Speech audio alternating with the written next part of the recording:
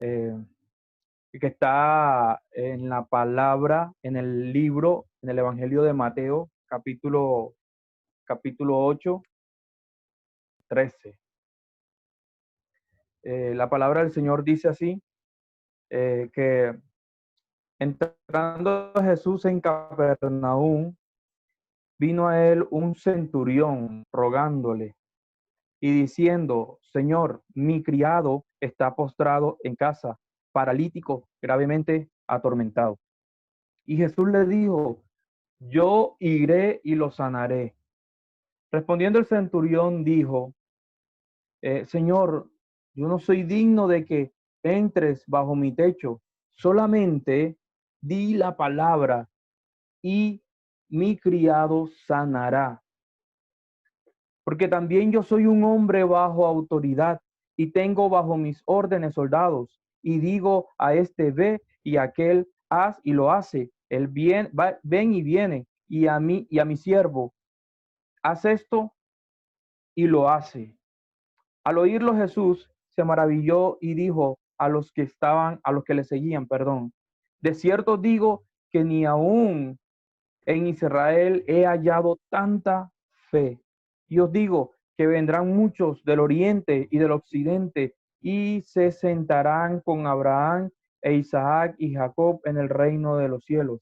Mas los hijos del reino serán echados a las tinieblas de afuera. Allí será el lloro y el crujir de dientes. Entonces Jesús dijo al centurión, ve y como creíste, que se ha hecho, y su criado fue sanado en aquella misma hora. Damos gracias a Dios por esta palabra. Es de una de las palabras más dicientes acerca de la fe, acerca del poder de Dios, cómo actúa y de la forma en cómo se manifiesta en nuestro mundo natural. Porque Jesús está en un lugar y el enfermo está en otro lugar. Es más, en el Evangelio de Lucas dan a entender que como si en algún momento de los versículos, como si el centurión tampoco estuviera frente a Jesús pidiéndole esto, sino que envió también a alguien. Y que solamente cuando Jesús dio su palabra, que el siervo, que el criado de este centurión era sano, dice que fue sano en aquella misma hora. Es decir, no hubo la necesidad de que Jesús estuviera presencialmente, físicamente en el mismo lugar donde estaba el criado enfermo, postrado, sino que solamente envió su palabra. ¿Cierto? Esto me recuerda uno de los versículos que más me gusta en la Biblia, en Hebreos, cuando habla acerca de la fe. En el versículo 3 del capítulo 11 dice que por la fe creemos que el universo fue constituido, fue hecho, todo el universo fue hecho solamente por la palabra de Dios. Ese es el poder de la palabra de Dios, ¿cierto? Entonces, eh, es uno de los capítulos y de las historias más fuertes en ese sentido acerca de la fe. Pero hay algo aquí que siempre me llamó la atención porque Jesús le dice al centurión, bueno, tranquilo, ve y pues así como creíste, te sea hecho.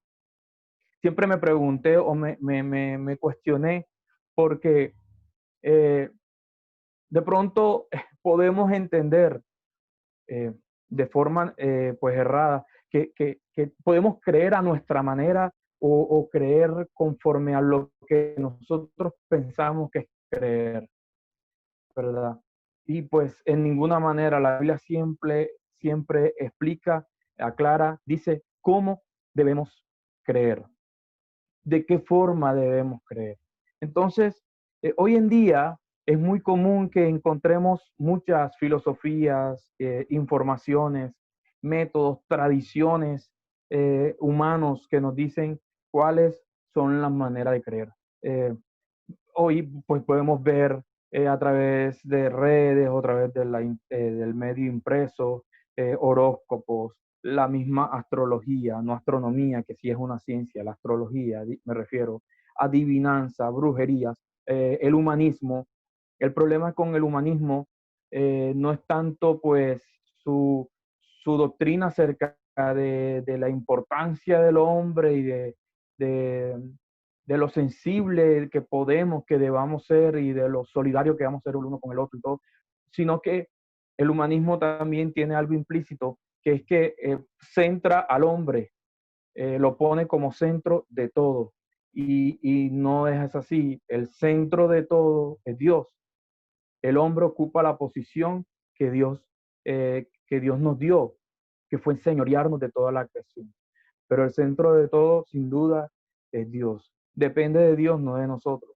Y etcétera. Entonces, hay muchas formas que nos pueden tratar de enseñar y de decir cómo creer. Pero acá la Biblia nos va a aclarar y nos va a decir que no es como el mundo, no es como las tradiciones nos quieren enseñar, no. Es como Dios quiere que nosotros nos acerquemos. Y eso se llama fe.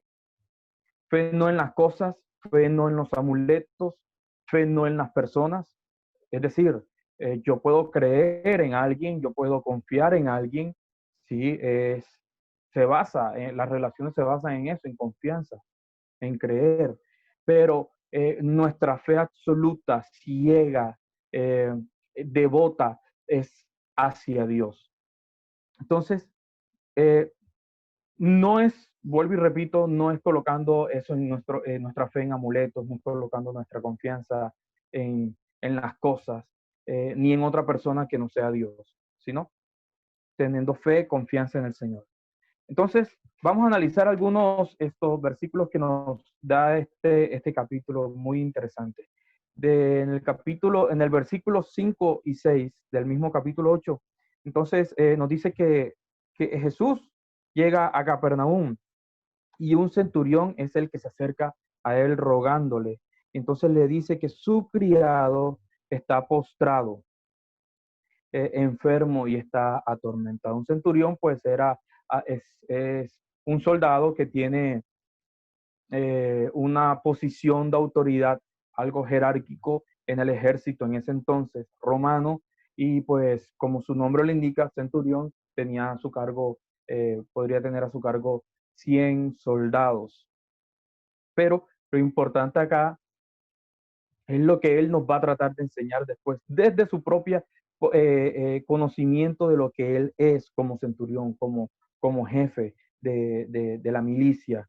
Y aparte, otro dato importante es que esta persona era romana, no era Israel. Y de allí el asombro de Jesús y su declaración después, al compararlo a él con el mismo pueblo Israel, que era el pueblo escogido de Dios para comunicar su salvación y para llevar la salvación hacia todo el mundo. Entonces, ya dije, pues no era judío, algo que resulta sorprendente hasta para el mismo Señor, que se maravilló, y probablemente pues era conocedor y temeroso de Dios. De alguna forma este personaje, escúcheme, esto es importante, de alguna forma este personaje, al conocer la fama de Jesús, decidió inclinar, como lo expliqué ahorita, su fe, su devoción, su confianza ciega y creer, dirigirla hacia la persona de Jesucristo. La apartó tal vez de sus otros dioses. Recuerden que Roma, en ese tiempo, pues tenía muchos dioses como las demás naciones, excepto Israel, a la que se le pedía creer en el único Dios verdadero, pero que bueno, a través de su historia también fallaron en esa labor. Eh, Roma podía tener muchos dioses, muchas creencias, muchas tradiciones, pero este hombre romano y del ejército, que también era de pronto algo delicado porque debía su devoción a Roma y a los dioses de Roma, decide confiar y dirigirse hacia Jesús, ir hacia la persona indicada, que era el Dios hecho carne, Jesucristo.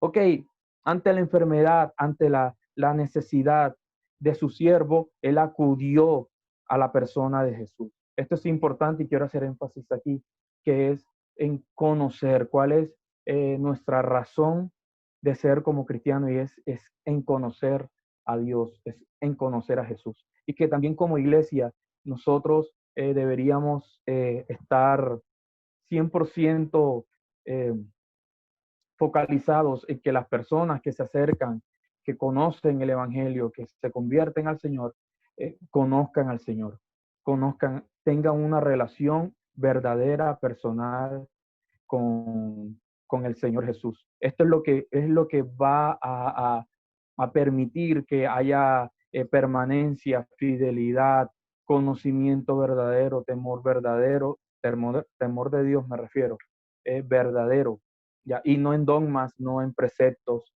no en la persona del líder, no en la persona del pastor, porque todos somos falibles, todos vamos a fallar, todos vamos en algún momento a caer, pero Dios no. Yo nunca voy a tener siempre la potestad, el poder, o tal vez, aunque quiera y no voy a poder, pues, ayudarte en algo que necesites, pero nuestro Padre, que todo lo puede, todo lo sabe, todo lo tiene, sí va a poder. Entonces, es importante que nosotros conozcamos a Dios. En Mateo capítulo 11, muy conocido, versículo 28, Jesús le dice a los judíos y a todas las personas que están escuchándolo ahí una palabra, una promesa de las que tenemos muy grandiosa, es: vengan a mí todos los que estén trabajados y cargados y cansados, y dice, y yo los haré descansar. Es claro lo que dice la Biblia. Mira que la Biblia misma nos está dirigiendo hacia Jesús, nos está dirigiendo hacia la persona de Él, no nos está dirigiendo hacia otra persona, por muy santa que haya podido ser, por muy devota que haya, no, nuestra visión, nuestra fe tiene que ir dirigida hacia la persona de Jesús. Así lo dice: vengan a mí, si estás trabajado, estás cargado, no sabes qué hacer, ven a mí, yo te haré descansar. Y yo voy a poner sobre ti mi yugo, porque es más fácil de llevar, es ligera. Capítulo 14, verso 6, dice la Biblia, que nadie va al Padre si no es por Jesús. Él dice: yo soy el camino, yo soy la verdad, yo soy la vida. Nadie puede ir al Padre si no es por mí. Todos los caminos podrán conducir a Roma, pero no todos los caminos conducen a Dios. Solo hay un camino que conduce hacia Dios, se llama Jesucristo. No lo digo yo, no lo estoy inventando yo, lo dice la palabra de Dios. Por eso dije desde el principio, la Biblia siempre nos va a decir la verdad y nos va a conducir hacia cómo tener fe. Y por aquí empezamos. Nuestro único camino, nuestra única solución y salvación se llama Jesucristo. Y este es muy importante, muy hermoso versículo, el de Primera de Timoteo, la carta que Pablo le escribe a Timoteo en el del capítulo 2, versículo 3 al 5, en el quinto le dice: porque hay un solo mediador entre Dios y los hombres. Escucha, solo hay un mediador, no hay dos mediadores, no hay tres. Solo hay un mediador entre Dios, que es justo y perfecto, y nosotros los hombres, que somos injustos e imperfectos. Se llama Jesucristo, que se hizo hombre y murió por nosotros. ¿Podrá alguno dar su vida por alguien bueno? Sí, pero Jesucristo no dio su vida por los buenos. Jesucristo dio su vida por los pecadores, porque todos somos pecadores y estábamos destituidos de la gloria de Dios. Así que nuestra única salvación, nuestro único camino, nuestro único pensamiento debería ser Jesucristo y enfocar nuestras fuerzas en tener una relación personal con Dios. Entonces, ¿qué nos enseñan hoy? Esto lo digo también, el énfasis lo hago porque, ¿qué nos enseñan hoy, por ejemplo, los medios de comunicación? ¿A quiénes acudimos siempre? ¿Quién es Dios en la actualidad, aún para el mundo? Es sorprendente, a veces sí presentan cuando uno ve noticias o cosas así, sí presentan de pronto que alguno que otro que haya conocido al Señor, pero siempre el énfasis está precisamente en lo que dijo ahorita sobre el humanismo, todos lo centran hacia la persona solamente. Eh, y yo veo a veces muchos esfuerzos de estos artistas que conocen del Señor y quieren compartir acerca del Señor. Veo muchos esfuerzos en tratar de comunicar en el poquito tiempo que le puedan dar, y porque también es muy tedioso, según ellos. No, Dios no se puede mencionar, Dios no entra, Dios no. Entonces quieren todo limitarlo a que es la fe o el positivismo, las cositas bonitas que salen del corazón. No, cuando lo verdadero que yo a veces veo esa intención es que ellos quieren decirle al mundo: no, se trata de Jesús, se trata de Dios, no de mí. Y a veces no se los permiten. Entonces, todo está enfocado a idealizar, a tener ídolos humanos, ídolos imperfectos, ídolos aún que nos llevan a hacer cosas que no convienen, ídolos que tampoco nos dan un buen ejemplo, ídolos que, que para nada glorifican o invocan a Dios en sus cosas, quehaceres, en su profesión que hacen. Entonces, el salmista, por ejemplo, eh, aprendió este misterio porque siempre dirigía su clamor al Señor y él mismo declara y testifica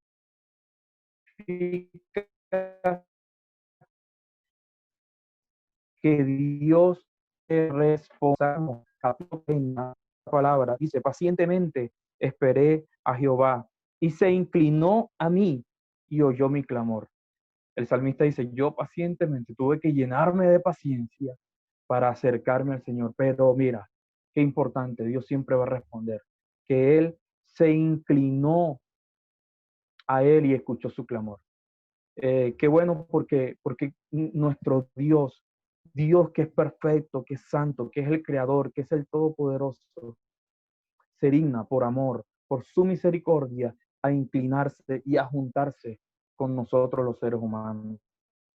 Así lo hizo Jesucristo. Qué bueno es Dios, ¿cierto? Entonces dice, y me hizo sacar del pozo de la desesperación, del lodo cenagoso. Puso mis pies sobre peña y enderezó mis pasos. Mira todo lo que hizo Dios por este hombre. Así Dios sigue estando dispuesto para nosotros, para que nosotros oremos y el responder al clamor. Los versos que acabamos de leer acá del Salmo, por ejemplo, nos hablan precisamente de este segundo punto que voy a tocar, que en el versículo 7 de la historia que estamos leyendo, el centurión, Jesús le dijo, yo iré y lo sanaré. Es decir, es la disposición de Dios siempre de atender a nuestro clamor. Yo sé que a veces somos testigos de eso, yo sé que a veces Dios no responde lo que quisiéramos que nos respondiera. Yo sé que a veces Dios no responde tal vez en el tiempo que nosotros quisiéramos que nos respondiera, pero Dios siempre escuchará el clamor. Dios siempre mirará la condición. Dios siempre estará pendiente de sus hijos. De eso no hay que dudar. Que hayan desiertos que hayan que atravesar, que hayan momentos difíciles, económicos, espirituales, emocionales, que hayan que afrontar. La duda nunca debe pasar porque Dios esté allí contigo. Yo sé que a veces nos vamos a sentir solos porque no es mentira. Y tampoco creo que estoy haciendo nada malo en confesar que a veces así nos sentimos y que a veces así podemos decirle a Dios y decirle por qué me siento solo aún de ti. Que Dios va a entender lo que está sintiendo mi corazón, sí. Pero nuestra fe, nuestra certeza de que hubo uno que padeció esa soledad en la cruz, cuando le dijo al Padre, ¿por qué me has abandonado? Él sí la sufrió para que tú y yo, todos nosotros, no la volvamos a sufrir, no la suframos más. Entonces, en todos estos momentos, el Jesús le dice, perdón, al centurión, yo iré y lo sanaré. Dice que en Lucas, precisamente en el verso paralelo a esta historia, dice que Jesús fue con ellos, con los que fueron enviados a buscarlo, aunque no entra a la casa, porque el centurión, recuerden que dijo, pues yo no soy digno de que tú entres a mi casa. El Señor siempre está presto, está dispuesto a escucharnos, a orar, a actuar. Si necesitamos sanidad, si necesitamos liberación, si necesitamos protección, bendición, etcétera, Dios siempre estará presto. Recuerdo que en el libro de Isaías, en el capítulo 59, versículo 1, capítulo 59, verso 1 de Isaías, dice que la mano del Señor no se ha acortado para salvar, ni su brazo, perdón, ni su oído se ha agravado para oírnos. Así lo dice, aquí está, permítanme, dice, he aquí que no se ha acortado, como si se lo hubiesen mochado, no se ha acortado la mano de Dios, de Jehová, para salvar, ni se ha agravado, no se ha vuelto sordo, no está lleno ni de cera ni de infección para oírnos, no. Dios siempre estará presto. Su voluntad, su deseo es firme en ayudarnos de manifestarse e intervenir en nuestras vidas, en cada área, en cada aspecto, en cada atadura, reventarla, en cada limitación o problema o conflicto. Dios estará dispuesto. Yo quiero hablar en estos momentos de fortalezas que tenemos, fortalezas mentales, porque yo sé que podemos estar hablando, estar predicando acerca de esto, y yo sé que muchas veces, ahorita les mencioné un aspecto por encima, que era que sí, a veces estamos orando y sentimos como si el cielo, en vez de tener nubes, tuviera corazas de hierro en contra de nosotros, como si Dios no nos escuchara. A veces son muchas fortalezas mentales que tenemos nosotros. El mundo en el que vivimos nos ha enseñado dos grandes mentiras. Pueden haber muchas más, yo me voy a referir a esto solamente, acerca de la capacidad y el deseo de Dios con respecto a los intereses suyos e incondicionales por nosotros y todo lo que nos compete. El interés de Dios está sobre toda tu vida. Dios se interesa por ti. Dios se está interesando por tu familia, mamá, papá, hijo, hija, esposo, esposa, todo lo que te compete. Dios tiene interés sobre ti. Escúchame, primera gran mentira en el mundo. eh, la primera gran mentira es lo que voy a explicar. Este enunciado, pues lógicamente es verdad, que en el mundo hay desigualdad. En el mundo, claro que hay desigualdad. Todo eso nos estrella a nosotros, nos pega fuerte a nosotros. ¿Por qué lo digo? Miren, nosotros sabemos que existen en este planeta, no nos vayamos lejos, nuestra ciudad o en nuestro barrio, nuestra localidad, existen las personas que pueden tener mucho o tenerlo todo, por decirlo de alguna forma. Y también están las personas, los catalogamos como los que no tienen o no tienen casi. Los que tienen de todo malentienden que lo pueden todo. Los que tienen de todo pueden malentender que lo pueden todo. Y los que no tienen mucho o casi nada o nada, también malentienden que no pueden hacer nada. La única variable aquí que importa es Dios. Porque si Dios no quiere, aunque lo tengas todo, nada va a pasar. Y aunque no tengas nada, pero Dios lo quiere, todo va a pasar. Ese es el punto clave. El hombre es un ser totalmente limitado, por lo tanto no lo vamos a poder todo. Miren, hay otra historia en el libro de Marcos, capítulo 9, verso 14 al 29, donde Jesús sana a un muchacho endemoniado. Ya conocemos la historia. Para resumir y no leerlo todo, Jesús llega en el momento donde sus discípulos, están tratando de sacar fuera ese demonio que está en ese joven. ¿Y qué sucede? Ya sabemos, no pudieron. Cuando Jesús llega, el papá de este muchacho le dice a Jesús, tus discípulos no pudieron. Mira lo que le dice este padre preocupado, dolido por su hijo, por verlo en esa situación. Mira lo que le dice a Jesús. Si tú puedes hacer algo, hazlo. Se estaba refiriendo y dirigiendo hacia la persona todopoderosa del universo, el que la Biblia dice que hizo los cielos y el universo con su palabra, el que venía por los caminos de Israel y de otras regiones, sanando enfermos, sanando paralíticos, dando vista a los ciegos, um, dándole la audición a los sordos, haciendo a los mudos hablar, levantando a los muertos. Y se está refiriendo a él y diciéndole, si tú puedes. ¿Pero por qué? Porque los discípulos al no poder le estaban enseñando, le estaban tratando de decir, pues no se puede. Así el mundo también nos golpea y nos estrella cuando nos dice, bueno, mira cómo están las riquezas repartidas, mira cómo está esto, mira cómo está esto. Tú no puedes, tú no tienes nada, tú no eres nada. Y nos enseña entonces que no podemos. Y cuando nos enfrentamos a este mensaje donde alguien nos quiere decir, Jesús lo puede, entonces viene esa fortaleza mental y actúa y dice, no, no se puede, eso es imposible. O porque Dios lo va a poder hacer. No. Bueno, yo te quiero decir, sí puedo. Cuando Él se refiere otra vez hacia el Padre, le dice, claro que puedo, sí puedo, y sanó a su hijo. Yo creo que ahí pues ya no le quedó duda al Padre, que aunque los discípulos, que eran los seguidores de Jesús y las personas que Él había encargado para hacer eso y no pudieron, no importa, Jesús sí pudo. Yo creo que ya su fe se redireccionó, pasó de los discípulos que estaban tratando de hacer algo hacia la persona correcta, Jesús. Entonces, Dios nos dice en esta tarde, sí puedo.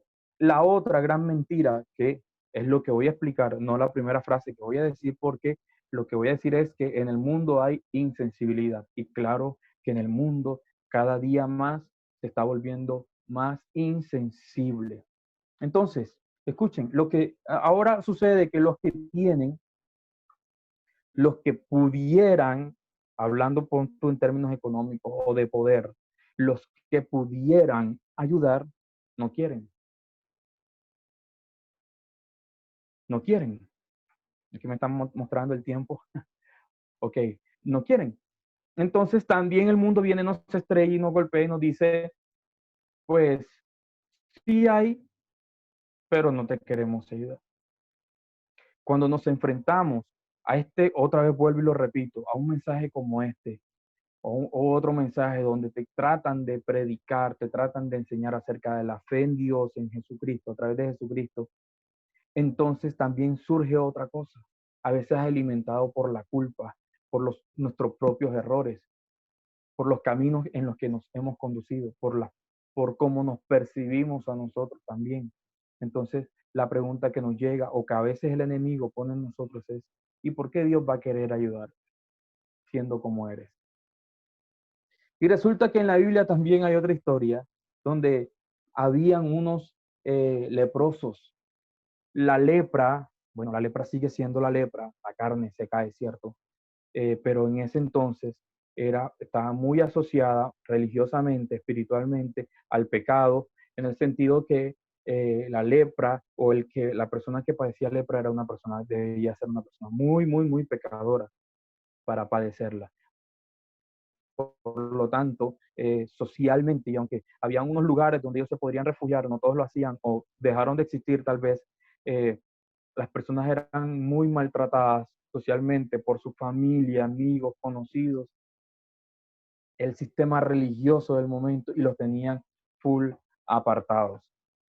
Así que eh, uno de estos hombres que sufría la lepra también escuchó hablar de Jesús, de la fama de Jesús y corrió hacia él.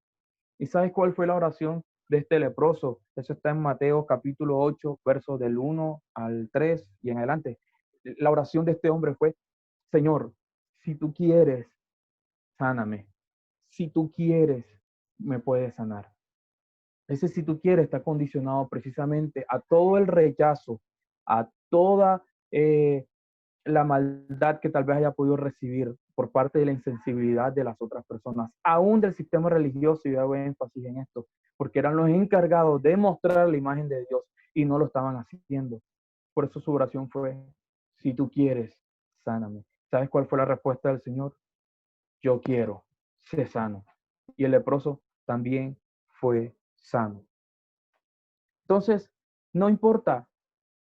Por eso el centurión le dice, ¿sabes qué, Señor? Yo no soy digno de que entres bajo mi techo. Él también se sentía de esa forma. Él también llegó a sentirse culpable, llegó a reconocer su condición delante de él. Y eso es bueno.